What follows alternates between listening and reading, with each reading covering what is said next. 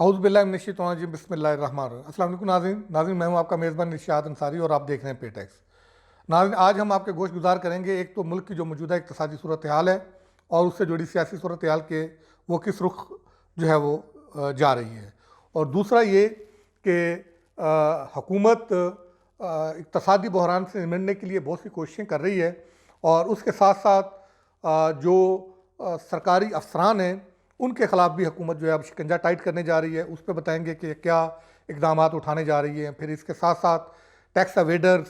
Money launderer, उनके ख़िलाफ़ कार्रवाई बड़ी जो है वो होने जा रही है। और साथ साथ एक और चीज़ कि जो रेवेन्यू की जो सिचुएशन है, जो शार्टफॉल आया है, उसको मद्देनज़र रखते हुए हुकूमत ने नए जो है वो गोल सेट किए हैं। उस पर हम बताएंगे कि क्या गोल सेट किए हैं, जनवरी का टारगेट क्या है, इस तिमाही का टारगेट क्या है, उसको कैसे हासिल किया जाएगा। सबसे पहले तो हम बात करते हैं कि मुल्क की सियासी सूरत हाल की, कि सियासी सूरत हाल अब जो है वो लम्हा बदल रही है, और लग ये रहा है कि अब पाकिस्तान तहरीक इंसाफ की जो सियासत है वो पुरतशद्दद होती दिखाई दे रही है। और दूसरी तरफ से हुकूमत भी जो है वो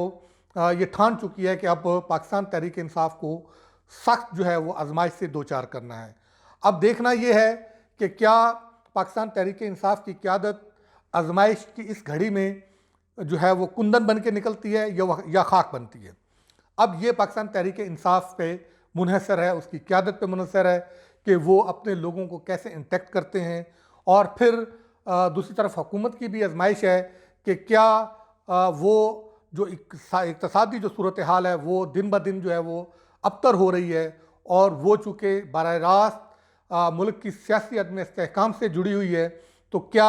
हुकूमत जो है वो कोई ऐसा रास्ता निकाल पाएगी कि सियासी अदम इस्तेहकाम को जो है वो रोक सके। सरेदस्त तो ऐसा दिखाई नहीं दे रहा। अलबत्ता आने वाले दिनों में ये ज़रूर है, जो हमारे ज़राए बता रहे हैं, कि पाकिस्तान तहरीक इंसाफ और उसके साथ जो जुड़ी काफ लीग यानी कि चौधरी परवेज़ इलाही ग्रुप है, उसके ख़िलाफ़ शिकंजा मज़ीद सख्त होने जा रहा है। मज़ीद पकड़ दकड़ होगी, मज़ीद केस बनेंगे, और बहुत सारे जो है वो पेंडोरा बॉक्स खुलेंगे, और बड़े बड़े केस जो है वो सामने आ रहे हैं, और उनकी बहुत सारी तहकीकात जो हैं वो इब्तदाई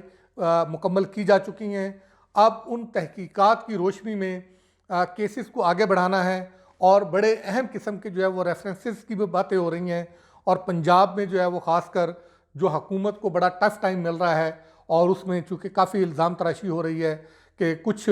बाअसर लोग जो है वो बाअसर इदारों में जो है वो पेनिट्रेट करके हुकूमत के ख़िलाफ़ जो है वो अहम जो है वो इक़दाम करवा रहे हैं। तो उसको भी शायद जो है वो बेखनी उनकी भी करने की जो है वो ठान ली गई है। और दूसरी तरफ हुकूमत का एक आजमाइश और इम्तिहान ये भी है कि दोबारा से दहशत गर्दी की लहर जो है वो सर उठा रही है। अभी पेशावर का जो सानिया है ये आंखें खोल देने के लिए काफ़ी है, और अगर इन चीज़ों को कंट्रोल नहीं किया जा सकता तो फिर हमारे लिए आने वाले दिनों में जो हालात हैं वो मज़ीद अबतर होंगे, और हुकूमत इससे जो है वो बच नहीं पाएगी, और उसके लिए मुश्किलात बढ़ेंगी। और साथ साथ पाकिस्तान तहरीक इंसाफ के जो सरबराह हैं इमरान खान, उन्होंने भी अब जो है वो शायद पंजाब से कूच करने की ठान ली है, और अब वो पंजाब से अपना जो ठिकाना है जो वहाँ से शिफ्ट वापस जो है वो बनी गाला इस्लामाबाद करने जा रहे हैं। और शुनीद ये है कि अगले चंद दिनों में इस्लामाबाद दोबारा जो है वो पॉलिटिकल सरगर्मियों का महवर बन जाएगा, और कप्तान के लिए जो है वो बनी गाला में 2 बुलेट प्रूफ कमरे जो है वो तैयार कर लिए गए हैं, वहाँ कप्तान जो है वो ठहरेंगे। अब ये सारी जोन के जो सियासी जमान पार्क में लगी हुई हैं, अब ये सारी लग ये रहा है कि बनी गाला में मुंतकिल हो जाएंगी, और फिर जो चीज़ होगी वो फिर यहीं पे होगा। और अगर इमरान खान की गिरफ़्तारी होनी है तो लग ये रहा है कि गिरफ़्तारी भी अब बनी गाला से ही अमल में लाई जाएगी। और दूसरी तरफ पाकिस्तान तहरीक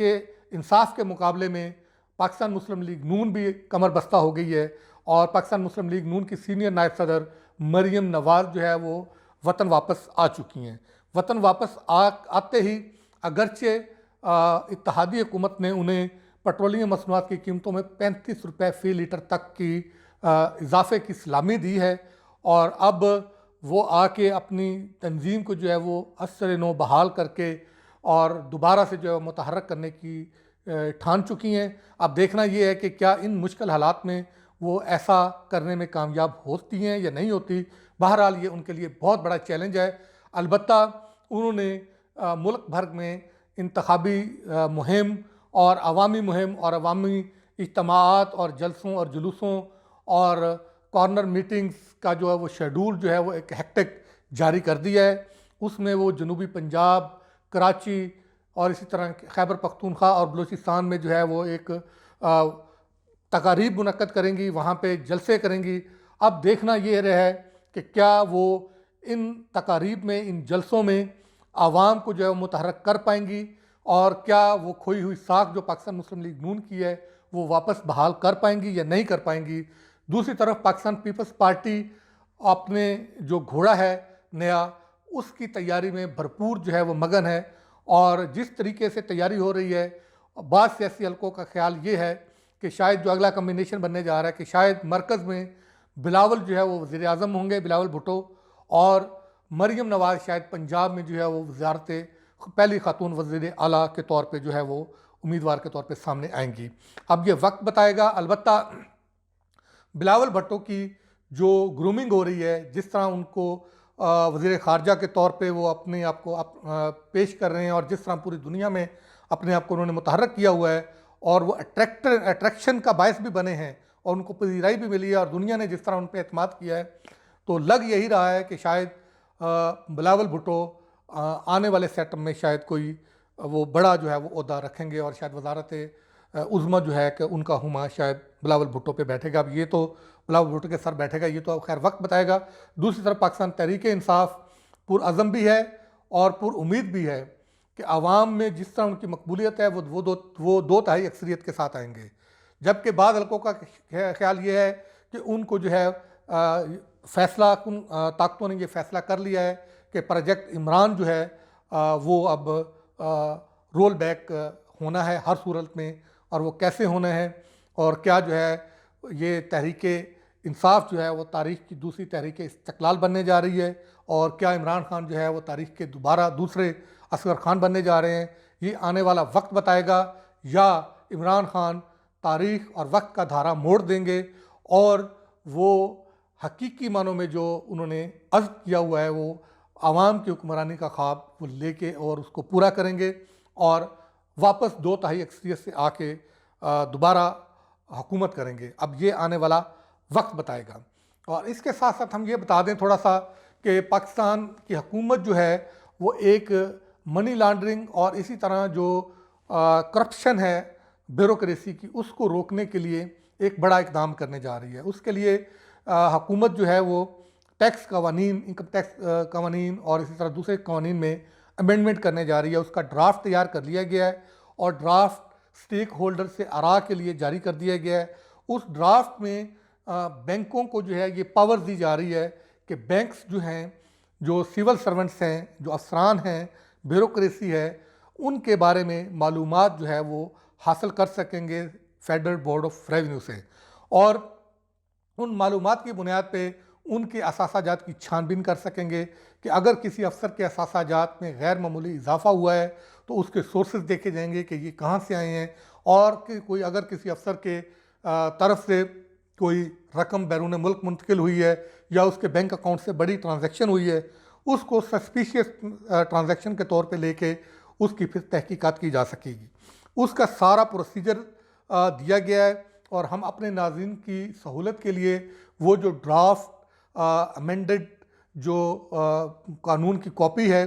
मसवदे की, वो भी हम जो है वो आपके जो अपने वीलॉग में अपलोड कर देंगे ताकि वो देख सकें। उसमें सारा तरीक़ाकार बताया गया है। बैंक जो है वो फोकल पर्सन अपने मुकर्रर करेंगे, वो फोकल पर्सन ही एफबीआर के साथ रुजू करेंगे और एफबीआर से डेटा लेंगे और उस डेटे की सीक्रेसी को यकीनी बनाना बैंकों की और उन फोकल पर्सनस की जिम्मेदारी होगी, और फिर इस डेटा को यूटिलाइज़ कैसे करना है वो भी तरीक़ाकार उसमें वज़ा किया गया है। और इस तरीक़ाकार को इख्तियार करते हुए बैंक जो है वो ब्यूरोक्रेट्स और सरकारी अफसरान के असासाजात और उनके जो टैक्स गोशवारे हैं उनकी जो तफसीलात हैं उसकी छानबीन कर सकेंगे। ये तो थी आपको मनी लॉन्ड्रिंग जो ब्यूरोक्रेसी की तरफ से जो है किया जा रहा था गुमान के शायद वो इसमें मुलव्वस हैं, उनके खिलाफ जो घेरा तंग किया जा रहा है उसकी तफसीलात। दूसरी तफसीलात हम थोड़ा सा आपको ये बताएंगे कि रेवेन्यू में चूँकि शार्टफॉल आया है और अभी जो है वो मज़ीद टैक्स लगाने की बातें हो रही हैं, तो उसमें फेडरल बोर्ड ऑफ रेवेन्यू ने जनवरी जो अभी जा रहा है उसके लिए जो टैक्स वसूलियों का जो हदफ मुकर्रर किया है वो हम आपको बताए देते हैं कि टैक्स वसूलियों का हदफ 553 अरब और 33 करोड़ रुपए जो है वो मुकर्रर किया गया है, और जबकि जो तिमाही है उसका 1744 अरब रुपए का रेवेन्यू का हदफ हुकूमत ने मुकर्रर किया है। और इस रेवेन्यू के हदफ को हासिल करने के लिए हुकूमत ने एक स्ट्रेटजी भी इंट्रोड्यूस करवाई है जो तमाम फील्ड फार्मेशन को भिजवाई गई है, और chairman federal board of revenue Asim Ahmed भी फील्ड फार्मेशंस के दौरे कर रहे हैं। बतौर ख़ास वो कराची को फोकस किए हुए हैं। कराची चूँकि इंडस्ट्रियल हब है और हमारे रेवेन्यू का एक बड़ा हिस्सा कराची से आता है, और वो वहाँ पे फील्ड फार्मेशंस की उन्होंने मुसलसल जो है वो मीटिंग्स चेयर की हैं, और उस स्ट्रेटजी को उन्होंने फील्ड फार्मेशंस को दिया है और उनको हदायत की है कि इस बात को यकीनी बनाया जाए कि ना सिर्फ जनवरी 2023 का जो रेवेन्यू टारगेट है उसका हसूल यकीनी बनाया जाए, बल्कि जनवरी ता मार्च 2023 की जो तिमाही के लिए 1744 अरब रुपए से ज़्यादा का रेवेन्यू का टारगेट रखा गया है उसके हसूल को भी यकीनी बनाया जाए। और इस हदफ को के हसूल को यकीनी बनाने के लिए जो टैक्स चोर हैं, टैक्स अवेडर हैं, उनके खिलाफ बड़ा क्रैकडाउन किया जा रहा है, और फिर इसी तरह जो स्मगलिंग में मुलव्वस हैं उनके खिलाफ जो है वो सख्त कार्रवाई की जा रही है। इन्फोर्समेंट नेटवर्क को जो है वो मुतहरक कर दिया गया है। इसी तरह जो नॉन ड्यूटी पेड जाली और स्मगलशुदा सिगरेट हैं उनके खिलाफ क्रैकडाउन शुरू कर दिया गया है। लाखों रुपए मालियत की जो सिगरेट्स हैं अभी 2-4 दिन पहले पिंडी में जो है वो कार्रवाई करते हुए पकड़ी गई हैं, फिर पेशावर में, मर्दान में, और इसी तरह जनूबी पंजाब के बाद इलाकों में जो है वो ये क्रैकडाउन हुआ है, वहाँ से जो है वो बड़े पैमाने पर सिगरेट पकड़े गए हैं। और फिर इसके साथ साथ जो ट्रैक एंड ट्रेस सिस्टम है उसकी इन्फोर्समेंट को भी सख्त कर दिया गया है। जैसे कि हमने पहले भी आपको बताया था, शुगर सेक्टर में भी जो है वो ये सिस्टम लागू कर दिया गया है। लाखों रुपए मालियत की जो टैक्स स्टैंप के बगैर शुगर की जो बोरियां थी, चीनी की बोरियां थी, वो जो शुगर मिलों से निकाली जा रही थी वो पकड़ी गई, वो जब्त की गई, और जो अमला गफलत का जिम्मेदार पाया गया था FBI का उसको सस्पेंड किया गया। और इसी तरह अब इस ट्रैक एंड ट्रेस सिस्टम को दूसरे शोबों में भी जो है वो इंट्रोड्यूस करवाया जा रहा है। इसी तरह इसको फर्टिलाइज़र सेक्टर में भी इंट्रोड्यूस करवाया जा रहा है, और खाद की बोरी भी वही जो है वो मार्केट में फ़रोख्त हुआ करेगी जिस पे टैक्स स्टैंप लगा करेगी, और उसके अलावा जो बोरी होगी उसको कॉन्फिस्केट कर लिया जाएगा। और इसके साथ साथ एयरपोर्ट्स, कस्टम बॉर्डर स्टेशन पे भी सख्ती कर दी गई है। अभी रात जो है वो बादशाह खान इंटरनेशनल एयरपोर्ट पे इंसदाद स्मगलिंग की बड़ी कार्रवाई की है। कस्टम इन्फोर्समेंट कलेक्ट्रेट ने कार्रवाई करते हुए 100 तोले से ज़्यादा का जो है वो स्मगलशुदा सोना पकड़ा है। गैर मुल्की करेंसी इसी तरह जो है वो जो अफ़गानिस्तान और दूसरे ममालिक जो है वो छुपा के ले जाने की कोशिश की जा रही है वो पकड़ी जा रही है। तो हर तरफ से अब गवर्नमेंट पुरअज़म दिखाई दे रही है कि एक तरफ एडमिनिस्ट्रेटिव मेजर लेने हैं, दूसरी तरफ इन्फोर्समेंट मेजर लेने हैं, तीसरी तरफ रेवेन्यू मेजर लेने हैं, और